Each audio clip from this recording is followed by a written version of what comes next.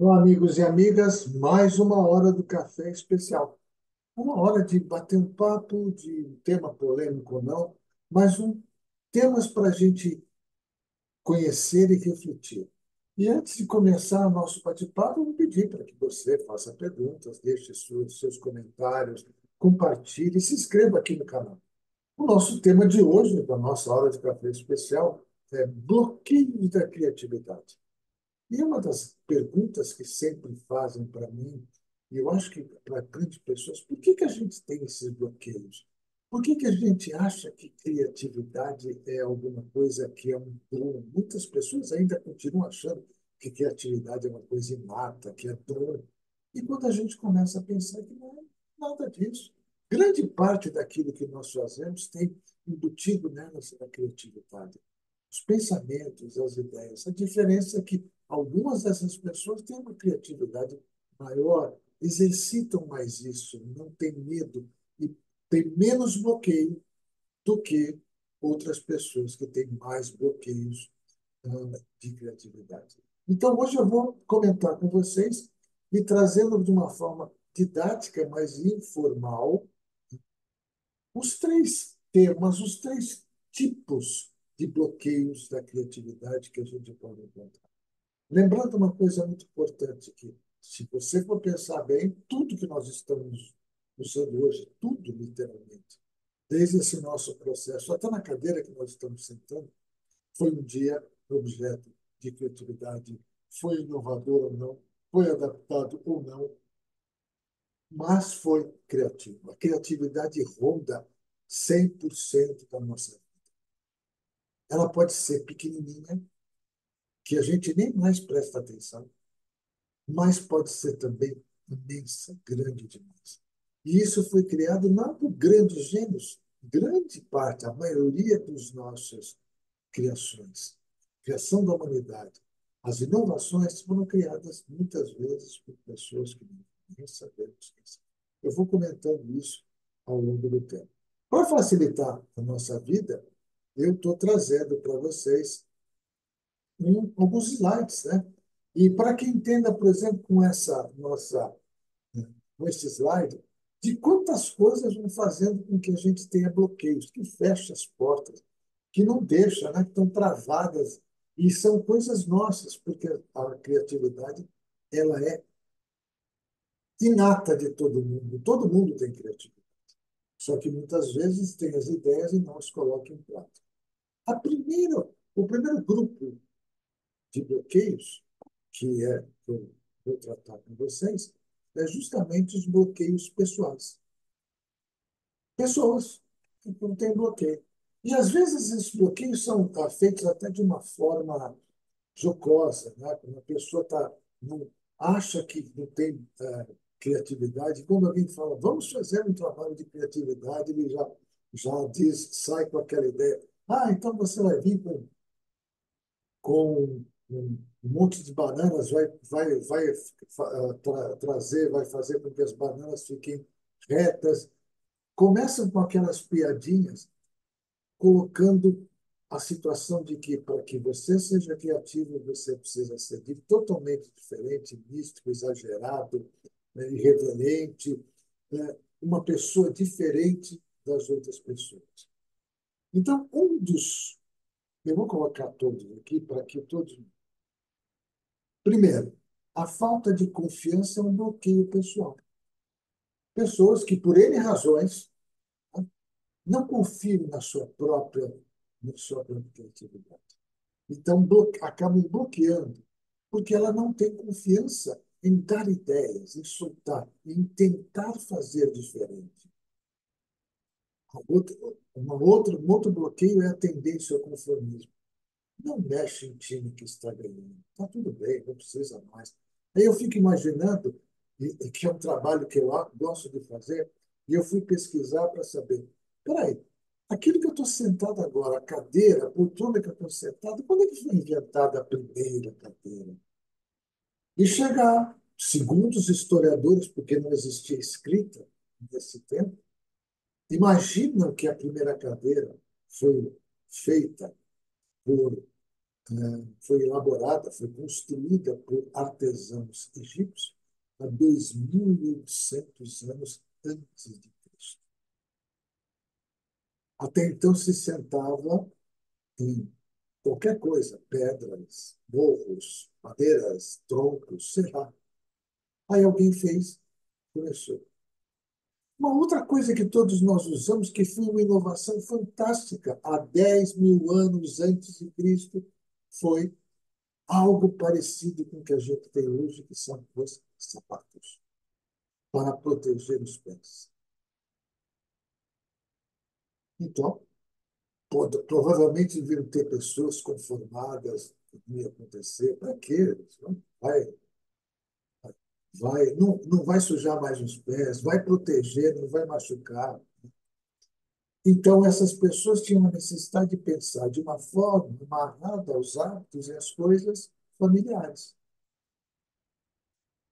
Tem alguma coisa demais você pensar diferente, mexer com altos hábitos e alguns dos exercícios que se fazem nos cursos de criatividade é você fazer as coisas de uma maneira diferente, para estimular o seu cérebro, o seu inconsciente, a sua mente, a tratar os assuntos, a ver esses assuntos de uma forma diferente, para não ficar amarrado àqueles hábitos e às coisas que estão extremamente familiares. Muitas vezes isso também tem o famoso torpor emocional. Eu não quero, porque toda ideia criativa vai mexer, vai tornar mudança e vai mexer com as minhas emoções. E eu não quero. As emoções minhas estão bem reservadas, bem protegidas no meu jeito.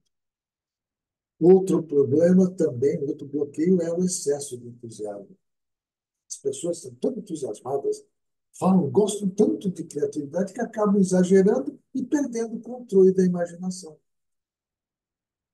Ficam como se fosse uma brincadeira. E muitas vezes, alguns profissionais e algumas pessoas acham que ser criativo, você fazer um exercício de criatividade, é brincadeira, é humorismo. Na verdade, é apenas bom humor.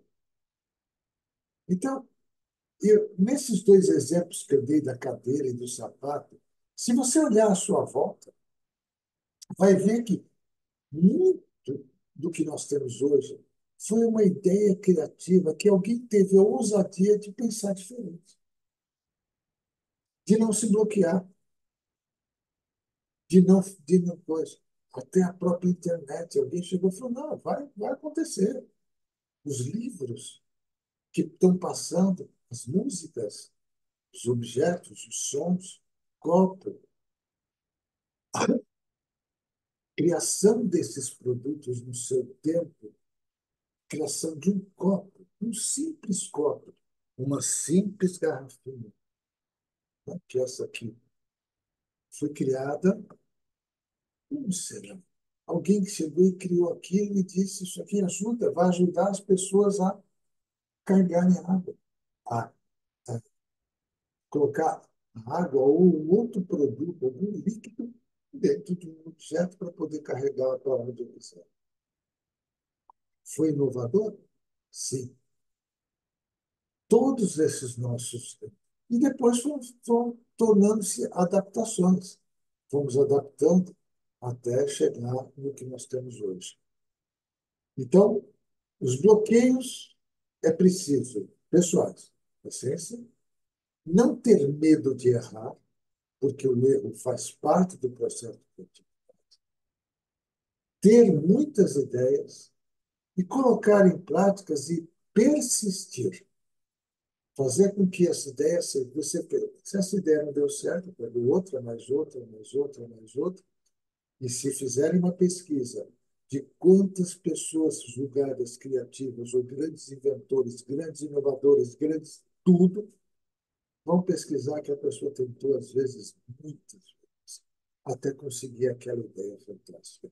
Houve todo um trabalho de persistência, de tentativa, de pesquisa, de hábitos diferentes, de maneiras diferentes de fazer a mesma coisa, até conseguir chegar no novo resultado.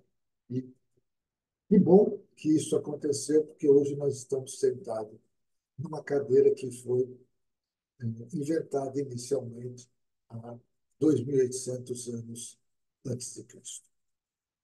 Um outro grupo de bloqueios, que também são importantes, que fazem parte, são os bloqueios em soluções de problemas. Agora a gente começa a pensar na metodologia. Que tipo de bloqueios pode existir? O primeiro bloqueio, que é um dos bloqueios mais comuns, é que, ao invés de a gente pensar no sistema, tudo, observar as coisas, ter ideia em cima dos cenários, ter várias ideias, a gente fica fixado apenas na solução. Faz julgamentos prematuros daquilo que está lá. Então, usa censura para dizer essa ideia não vai dar certo e começa a julgar prematuramente.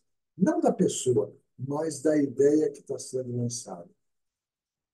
Gostaria de continuar tendo transparência de atos, e muitas vezes esses atos não serão transparentes porque são novos. A transparência de atos, às vezes, deixa as pessoas presas nas soluções do problema e não conseguem ter uma nova ideia, porque eu preciso que sejam totalmente transparentes, e muitas vezes não é. Está escondido, tem que ser descoberto. Usam abordagem pobres, ou seja, as abordagens não são as melhores abordagens possíveis. O uso da linguagem inapropriada. A linguagem é inapropriada às conversas e a questão da rigidez. Um dos exemplos mais conhecidos, que foi aquele que eu ouvi quando era menino, e que foi surgindo, foi entrando, que eu não sei se é verdade ou não, mas eu acredito que não, pode ser uma lenda. Mas eu morava em São Paulo, era menino. Em São Paulo tinha muitos bondes. Fizeram os bondes. Eram como se fosse um trem, só que um vagão apenas, que andavam dentro da cidade, presos a um trilho que ficava exatamente no meio da rua, e eram movidos a eletricidade, e eram movidos, tinham os cabos de elétricos que passavam no meio da rua, e tinha uma haste que prendia e transmitia para o motor do bonde para que ele pudesse caminhar.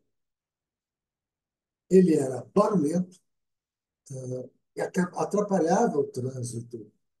Não existiam muitos carros, mas atrapalhava o trânsito porque ele andava no meio da rua. Não tinha muitos carros naquela época. Ônibus, então, eram coisas raras. E ele era um meio de transporte muito confortável dentro do aspecto, era lento e barulhento e ocupava no meio da rua. E é uma coisa difícil, de vez em quando eles ia fazer uma pequena curva, porque não podia fazer grandes curvas, porque ele tinha aquela haste que prendia no fio que passava eletricidade para os motores, ele saía. Então, tinha lá o rapaz que ficava apenas fazendo isso.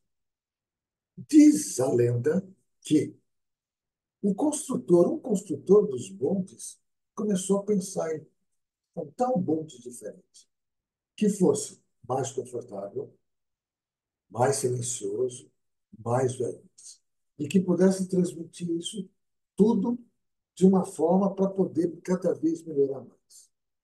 E esqueceu, fixou somente nessa solução e não começou a analisar as outras coisas que estavam acontecendo no mundo e principalmente na cidade de São Paulo. Crescimento, mais carros, motores, ônibus mais modernos, carros mais modernos.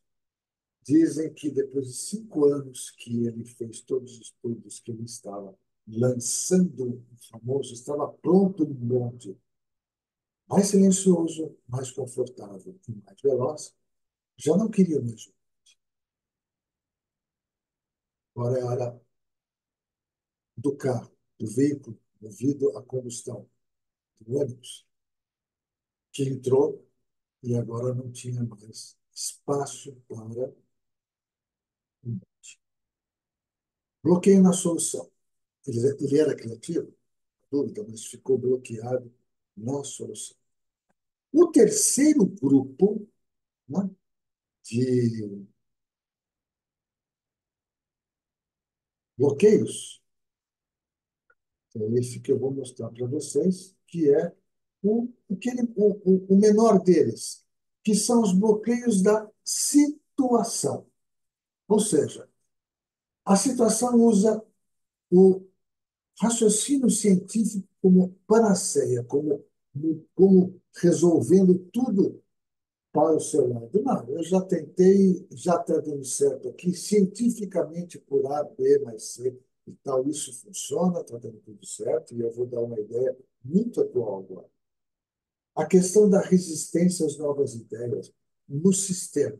A situação favorece a isso e, muitas vezes, o próprio isolamento da pessoa na situação. A pessoa fica isolada, ou o grupo que tem que criar fica isolado.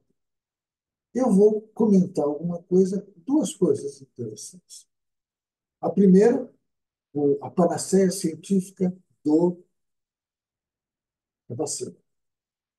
Até pouco tempo atrás, para que se testasse a eficácia de uma vacina, era necessário estudos de muitos anos. Eram estudos longos, eram feitos todos através dos cálculos matemáticos, através das experiências, através de uma série de dados que eram colocados em estudo, que eram aplicados nas pessoas, em animais, e, bom, era científico. Surgiu, depois de algum tempo, a famosa internet, a inteligência artificial, e a velocidade desses estudos é assustadora. Então, aquilo que às vezes poderia demorar 10 anos para ficar é, comprovado, mudou radicalmente para alguns dias, meses, anos. E isso causou, dentro do processo, um bloqueio situacional. Será que isso, realmente é científico? Será que podemos confiar completamente?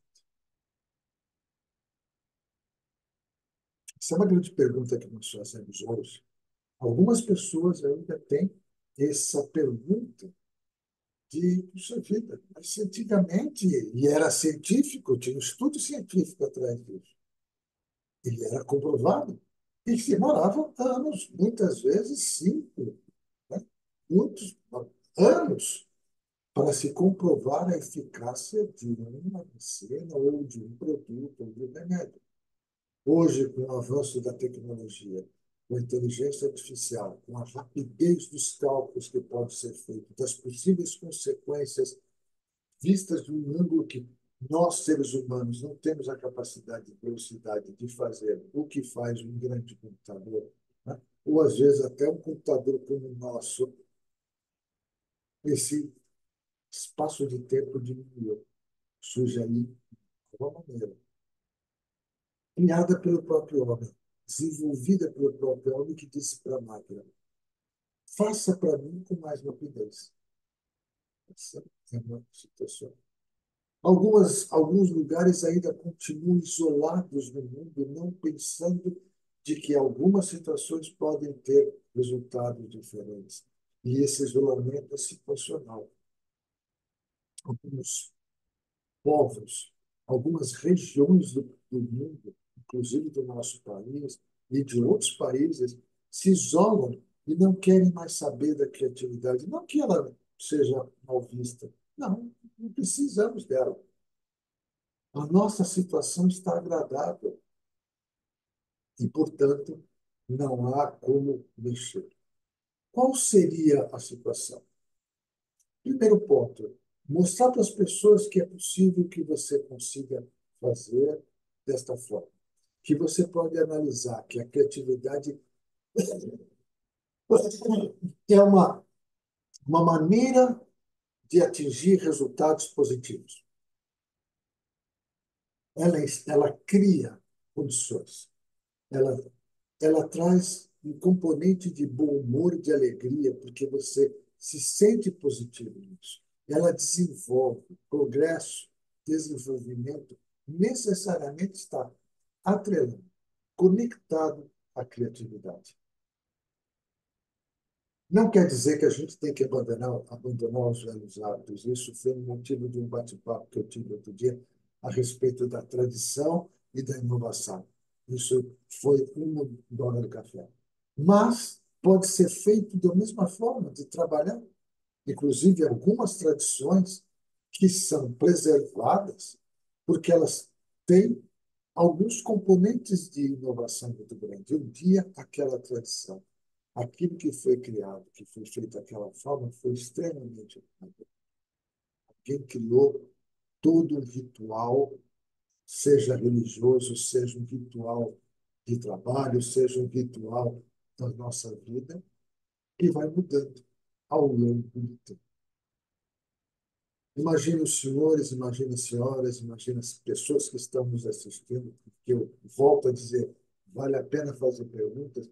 Como seria se a gente não tivesse hoje a internet para acessar os nossos dados financeiros? É possível você voltar no tempo e acessar através de papéis, através de documentos. É possível, possível. Mas não seria, não nos sobra mais tempo de poder fazer outras coisas mais adequadas e ocupar melhor o meu tempo e ter a certeza de que aquilo pode estar melhor aproveitado. E os livros, os sapatos, as roupas, os carros, os aviões, os barcos, os navios, tudo que nos envolve, em algum momento foi criado. Em um momento aquilo foi criativo. Alguém parou para pensar naquilo e disse: vou criar uma roda, vou criar um sapato, vou criar um veículo a combustão, vou melhorar a qualidade de vida das pessoas. Nem sempre algumas dessas criações foram sensacionais. Muitas vezes elas não foram utilizadas na sua potencialidade como se esperava, mas nunca deixaram de ser criativos. Isso faz parte do nosso, faz parte do nosso sistema. Portanto, os bloqueios da criatividade, quando tratados, quando discutidos, não impede a ética, os valores, a todo o processo. E aí eu faço uma pergunta para vocês.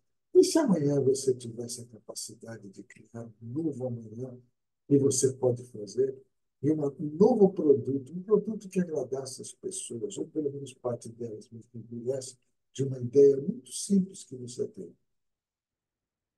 de deixar as pessoas mais felizes.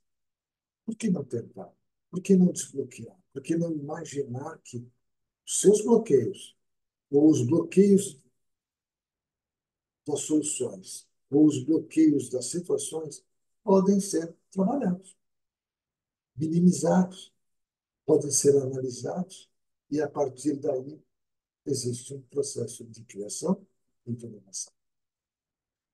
Fica aqui o meu convite para vocês assistirem nossas Horas do Café, fazer as suas perguntas, os seus comentários, se inscrever no canal e dar sugestões de quanto, do que nós podemos comentar aqui, se você quiser.